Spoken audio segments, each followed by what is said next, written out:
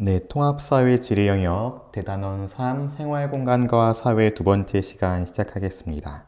오늘은 수업에 앞서 선생님이 책 총 5권을 소개하고 시작하려고 합니다. 먼저 첫 번째 소개해 줄 책은 류현준 교수의 책 2권인데요. 어디서 살 것인가와 도시는 무엇으로 사는가입니다.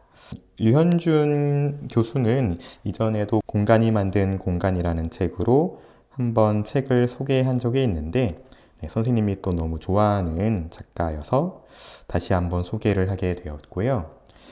지금 소개한 이 두 책은 도시에 대한 구조적인 큰 틀에서의 이해를 돕는 책이기 때문에 여러분들이 도시의 모습을 이해하고 또 앞으로의 도시의 모습을 또 예측해보고 더 나아가 이 책 제목처럼 여러분들이 앞으로 살아갈 공간에 대해서 다시 한번 고민해 볼 수 있는 좋은 책이기 때문에 이렇게 소개를 하게 되었습니다.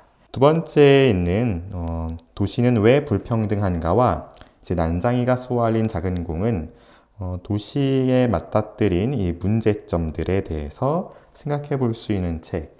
특히나 이제 사회학적인 관점에서 우리가 도시에서 발생할 수 있는 사회 문제들, 대표적으로 이 불평등 문제에 대해 생각해 볼 수 있는 책들입니다. 첫 번째 도시는 왜 불평등한가는 리처드 플로리다가 지은 책으로서 이 도시에서의 불평등 문제에 집중을 하고 있고요. 두 번째 책은 조세희 작가가 쓴 소설로서 여러분 한 번쯤 들어봤을 것 같아요. 난장이가 쏘아 올린 작은 공. 도시의 개발 과정에서 소외된 계층들을 살펴볼 수 있는 책입니다. 다음 마지막으로는 특히 이제 경영 혹은 마케팅과 관련하여서 전 관심 있는 친구들에게 꼭 추천해주고 싶은 책인데 모종린 작가의 머물고 싶은 동네가 뜬다. 그래서 이제 앞으로 로컬과 관련되어서 여러분들이 특정 창업과 혹은 마케팅에 대해서 관심이 있다면은 이 책을 꼭 한번 읽어야 할 것 같아요. 그래서 여러분들 이 경영, 경제 계열의 친구들한테 선생님이 추천해주고 싶은 책, 머물고 싶은 동네가 뜬다라는 이 5번째 책까지 한번 책 소개를 해보았습니다. 지난 시간에 이어서 우리 산업화와 도시화에 따라서 공간 구조가 바뀐다는 이야기를 이어갈 텐데요. 오늘은 좀 더 구체적인 사례를 사진과 함께 살펴보도록 하겠습니다. 자, 먼저 탐구 주제는 교과서 75페이지에 있는 자료를 가져왔으니까 여러분들 공부할 때는 교과서 75페이지를 참고하면 좋을 것 같습니다. 먼저 왼쪽에 지도가 나와 있는데 수도권 그림이죠. 수도권은 총 3가지로 구성이 되는데 첫 번째 서울과 그 다음 인천, 다음 인천과 서울을 제외한 주변 지역의 경기도를 모두 포함하여 수도권이라고 부르는 지역이 나옵니다. 특히 지난 시간에는 이 대도시권이라는 이름으로 중심도시 서울과 주변에 있는 지역들 간의 상호작용, 즉 서울로 출퇴근이 가능한 권역 내에서 주변 지역이 서울과 어떻게 상호작용하고 있는지 살펴봤죠. 그러면은 또 서울의 모습을 좀 더 확대한 모습이 이 오른쪽에 있는 자료가 되겠는데요. 서울 안에서도 지금 여러 개의 구로 구분이 되어 있어요. 지난 시간 서울 중에서도 도심이 어디냐라고 선생님이 질문했었는데 바로 여기 중구, 서울 이제 특별시청이 있는 중구와 또 광화문 등이 자리 잡고 있는 이 종로구를 잡으면은 서울의 중심인 도심이라고 이야기할 수가 있겠습니다. 자, 그럼 밑에 있는 사진을 통해서 가나다라 지역을 위에 지도와 한번 연결해보고 왜 그렇게 도시의 경관이 다르게 나타나는지도 한번 살펴볼 텐데요. 첫 번째, 가는 서울의 중구, 명동이네요. 우리가 지난번에 찾았던 서울의 도심이 사진으로 표현되어 있고요. 나에서는 서울의 노원구죠. 다시 한번 지도에서 찾아보면은 서울의 중심이었던 중구의 명동, 그 다음에 노원구가 사진에 표현되어 있네요. 다음 다에서는 경기도 김포시, 그 다음 라에서는 경기도 안산시가 나타났는데 지금 각각 4개의 사진 모두가 조금씩 다른 모습을, 다른 경관을 보여주고 있는 게 눈에 띌 것 같습니다. 먼저 이제 경기도의 김포는 여기 있죠. 그 다음에 안산 여기 밑에 있는데 두 지역의 실제 모습을 한번 찾아보면 좋을 것 같아요. 네, 4개의 지역을 이제 지도에서 한번 찾아보고 그 경관도 직접적으로도 확인해 보도록 할게요. 지도 어플을 한번 이용해 보겠습니다. 네, 지금 서울이 가운데 보이고 있어요. 그래서 가에 나타났던 서울의 중구를 한번 찾아가 보도록 하겠습니다. 이쪽 서울의 남산타워 위쪽으로 올라가면은 이 명동이 보이는 모습을 볼 수 있어요. 그래서 해당 지역을 조금 더 사진으로 내려다보면 좋을 것 같아요. 지금 사진을 통해서 한번 확인해 볼 텐데 여기 남산타워를 기준으로 현재 지금 보이는 방향은 남쪽, 멀리 이 한강이 보이고 용산이 보이네요. 오른쪽에는 지금 여의도가 표현이 되는 것 같습니다. 좀 확대를 해보면은 미군 기지가 있었던 이제 용산공원 부지도 보이고요. 가장 지금 서울에서 또 핫한 장소로 용산이 많이 꼽히고 있죠. 조금 더 동쪽으로 가면은 한남동과 이태원 등을 볼 수가 있겠고요. 다음 이제 남산을 기준으로 남산타워가 보이네요. 이제 북쪽의 경관을 보면은 멀리에는 북악산이 보이고 그 사이에는 청와대나 어떤 경복궁을 찾을 수 있을 것 같아요. 그 다음에 그 사이의 모습을 보면은 서울시청과 더불어서 종로 혹은 명동이 이제 나타나는데 앞에서 보았던 남쪽보다 상대적으로 빌딩이 높게 솟은 모습을 살펴볼 수가 있습니다. 그래서 직접 그 빌딩 숲 사이로도 한번 들어가 보면 좋을 것 같아요. 청계천이 처음 시작되는 지점으로 이동을 해볼게요. 여기 보니까 동아일보 건물이 먼저 보이고요. 주변의 청계천을 따라서 꽤나 높은 빌딩들이 이어지는 모습을 살펴볼 수가 있습니다. 우리나라 지금 강남의 테헤란로와 더불어서 빌딩이 가장 많이 밀집되어 있는 곳, 바로 도심의 모습을 여러분들 거리뷰를 통해서도 확인해 볼 수가 있겠네요. 자, 그 다음 두 번째 나 그림에서는 서울의 노원구가 나왔었죠. 노원구도 한번 먼저 하늘에서 내려다 볼 수 있는지 살펴보겠습니다. 이 노원구의 상계역, 당고개역 주변에서의 항공 뷰를 보면은 여기가 지금 서울의 노원구, 당고개역이랑 상계역 사이입니다. 상대적으로 이 도봉구와 이 노원구 주변에는 아파트가 많이 발달한 모습을 볼 수가 있죠.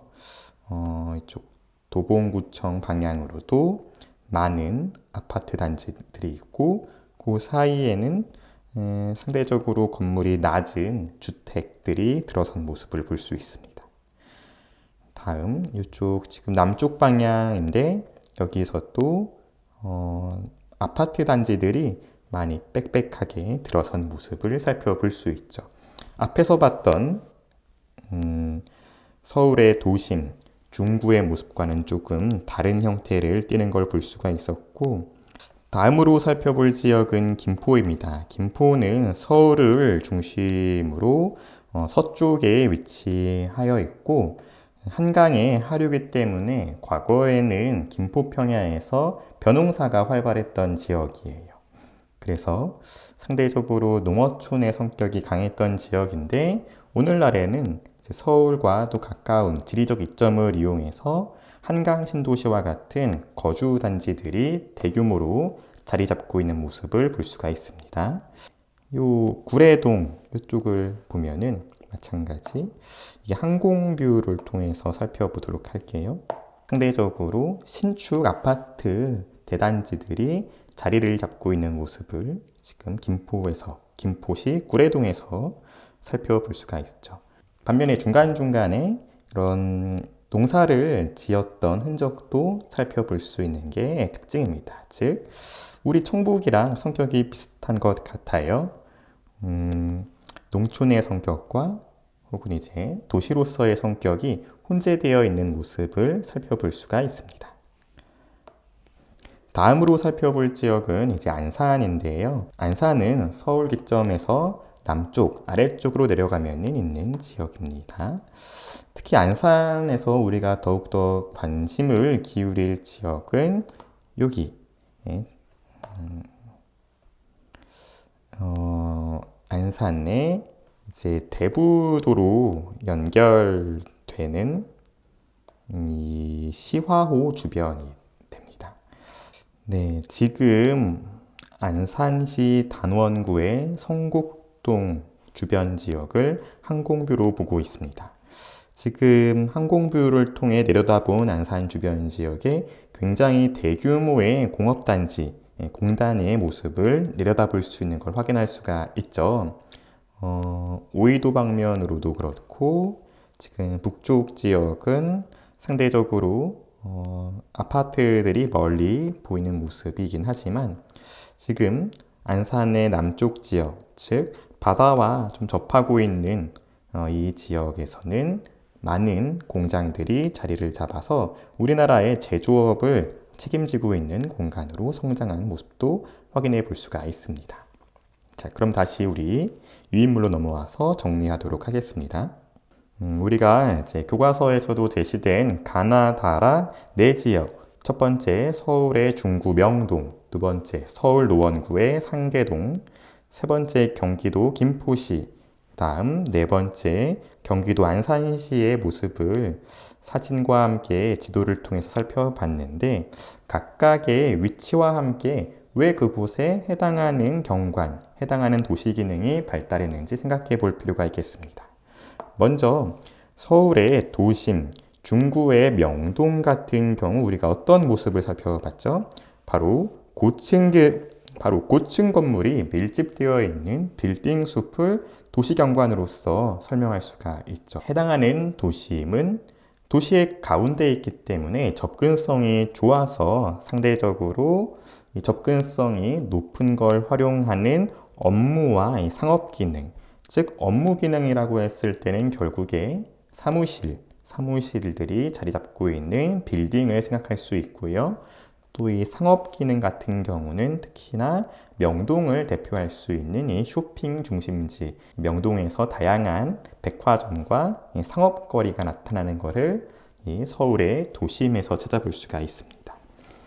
반면에 이제 바깥쪽 서울의 외곽에 있었던 노원구의 상계동에서는 우리가 아파트를 많이 또 살펴볼 수가 있었는데 이러한 주거와 혹은 주거뿐만이 아니라 이 공업 기능들은 도시의 중심, 도심에서부터 바깥으로 벗어나는 주변 지역으로 이동하는 모습을 상상해 보면 좋을 것 같아요. 그래서 이렇게 도심과 도시의 이제 외부 지역이, 주변 지역이 각각의 공간이 서로 기능이 분화된 모습을 살펴봤고요. 이번에는 이제 서울뿐만이 아니라 서울 주변 지역에서도 살펴볼 텐데 첫 번째, 경기도 김포시 같은 경우 선생님 설명한 것처럼 원래는 농촌 지역이었습니다. 여기 보면은 농촌 지역이었던 김포가 오늘날에는 대규모의 아파트 단지가 형성되면서 서울로 출퇴근하는 인구가 늘었다라는 설명을 볼 수 있고요. 마찬가지 1차 산업에 해당하는 어업을 담당했던 도시 안산 같은 경우는 서울에서 특히나 이 공업 기능, 공장을 가동하는 이 제조업 기능이 이전되면서 이렇게 공업 도시가 성장하여 대규모의 공단이 자리 잡은 모습을 확인해 볼 수가 있었죠. 그래서 우리는 다시 한번 내 지역의 위치와 함께 왜 그러한 각각의 기능이 생겼는지를 생각해 볼 필요가 있겠습니다. 네, 이어서 두 번째 장, 오늘은 도시성, 실제 도시에 살고 있는 사람들의 모습을 조금 더 직접적으로 보도록 해 볼게요. 도시의 성격이라고 하는 이 도시성, 그 다음에 도시에서 살고 있는 사람들의 삶의 모습에 조금 더 설명을 추가하도록 하겠습니다. 먼저 첫 번째, 도시성이 무엇이냐 보면은 도시에 살고 있는 사람들이 가지고 있는 생활 방식, 결국에 도시 문화라고 하겠는데요. 선생님이 지난 시간에도 도시적 생활 양식이 어떤 것이 있을까 한번 상상해 보라고 했죠. 바로 이 촌락과는 구별이 되는 도시 사람들의 삶의 방식이 되겠는데요. 어떠한 특징을 가지고 있는지 세 가지 한번 살펴보도록 합니다. 먼저 도시에 살고 있는 사람들은 서로 성격이 달라요. 이질적이다라고 볼 수 있고요. 더불어서 개인주의적인 방식으로 행동한다고 하네요. 도시에는 워낙 다양한 사람들이 이주해 와 살고 있죠. 그래서 서로의 성격도 다르고 서로의 배경, 서로의 직업, 모든 것이 서로 다르기 때문에 결국에는 개개인으로 봤을 때 조금 외롭고 또 쓸쓸한 모습이 도시에서 나타나는 것 같기도 합니다. 두 번째 특성을 보면은 구성원들 간의 사회적 관계가 이해타산적이다. 결국에 우리가 서울 깍쟁이라는 말도 있는 것처럼 다른 사람들을 대할 때 관계에 있어서 계산한다고 할까요? 서로를 좀 재보고 나한테 도움이 될지 안 될지를 따지면서 상대방을 대하는 모습을 생각해 보면 좋을 것 같네요. 다음 세 번째, 이것도 눈여겨볼 텐데 결국에는 이 도시 공간이 확장하면서 도시성이라는 것이 점차 우리한테는 보편적인 생활 양식이 되었다라는 것도 사실이죠. 우리가 평택에 살고 있으니까 이 촌락적인 생활 양식을 누리는 게 아니라 사실은 서울에 살고 있는 다른 고등학생과의 삶의 양식이 크게 다르지 않을 것 같습니다. 다음 두 번째, 직업의 분화를 살펴볼게요. 직업의 구조의 변화를 보면은 우리가 과거에는 단순한 직업 구조에서 오늘날 직업의 수가 너무 많이 증가했어요. 이게 진로 교육에서도 상당히 어려운 부분인데 선생님도 모르는 직업이 너무나도 많아진 것 같습니다. 그 다음 이 직업이 세분화되고 전문화되더라. 예를 들어 과거에는 장인이 있었어요. 신발을 만든다고 하면은 신발의 처음부터 완성, 그 다음에 판매까지 하나의 장인이 신발을 만들고 유통하고 판매하는 모든 과정을 담당했다면은 오늘날에는 그 신발 하나가 만들어지는 과정에서도 굉장히 많은 직업군의 사람들의 손을 거치게 되죠. 생산 단계에서도 마찬가지인데 생산 단계에서 한 사람이 모든 신발을 다 만들지 않고요. 누구는 밑창만 만들고 누구는 아웃솔만 만들고 누구는 혀 부분을 만들고 이런 분업이 너무나도 철저하게 이루어지기 때문에 결국에는 인간성 소외까지 유발되는 모습도 생각해 볼 수가 있을 것 같아요. 두 번째 이야기도 사실 비슷합니다. 직업의 분화 그 결과에서는 직업 능률과 생산성이 높아지고 결국에 풍족한 도시 생활이 가능해졌다. 결국에 이 도시에서의 경제적 성장이 뚜렷하게 나타나는 근거도 이 직업의 분화, 세분화와 전문화의 결과라는 것을 생각해 볼 수가 있는 것이죠. 다음 세 번째에서는 개인주의 가치관을 확산해서 전통사회 가치관과 산업화 이후의 가치관을 비교해 볼 텐데요. 먼저 전통사회 가치관에서는 개인보다 이 사회 혹은 집단이 중요했지만 이 산업화 이후에서는 개인주의 가치관이 더욱더 확장되는 모습을 볼 수 있고요. 앞에서 다시 전통사회 가치관에서는 개인의 자유보다는 사회 공동체에 대한 의무를 중시했지만 산업화 이후에서는 개인주의 가치관이 이제 자리를 잡으면서 사회 공동체의 의무보다는 개인의 자유를 더욱더 중시하는 모습이 나타나게 됩니다. 자, 오늘 내용 정리 여기까지 하도록 하고요. 수고했습니다.